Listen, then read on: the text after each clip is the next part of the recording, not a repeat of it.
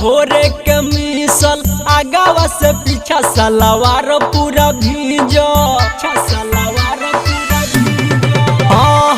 गाल लाल भइल भोरे के मिसल आगावा से पीछा सलवार पूरा भीजो हटी न छोड़ी दुआरी जीजा सटाई न पिचकारी जीजा चोली में होई बेमारी जीजा सटाई न पिचकारी जीजा चोली में होई बेमारी जीजा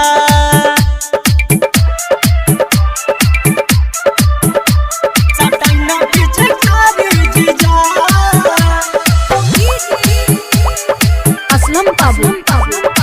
मॉडर्न बेमारी जीजा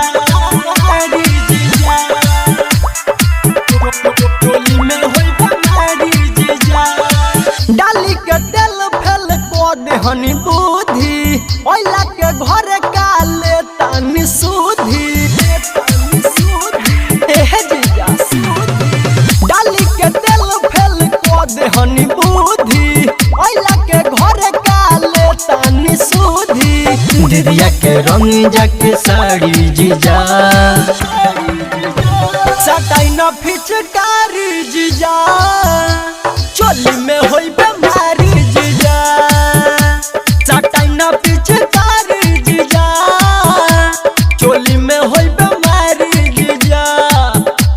सटाई न फिचकारी जीजा होई बेमारी जीजा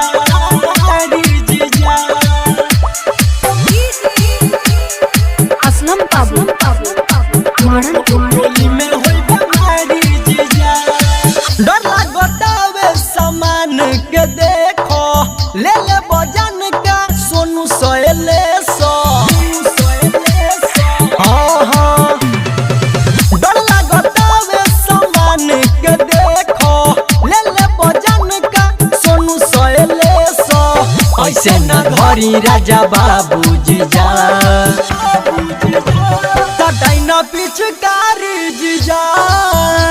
चोली में होई बेमारी जीजा सटाई न पिचकारी जीजा चोली में होई बेमारी जीजा गाल लाल भइल भोरे के मिसल आगावा से पीछा सलवार पूरा भीजल हटी न छोड़ी दुआरी जीजा सटाई न पिचकारी जीजा चोली में होई बेमारी जीजा सटाई न पिचकारी जीजा चोली में होई बेमारी जीजा असलम बाबू presented by SS Music Entertainment।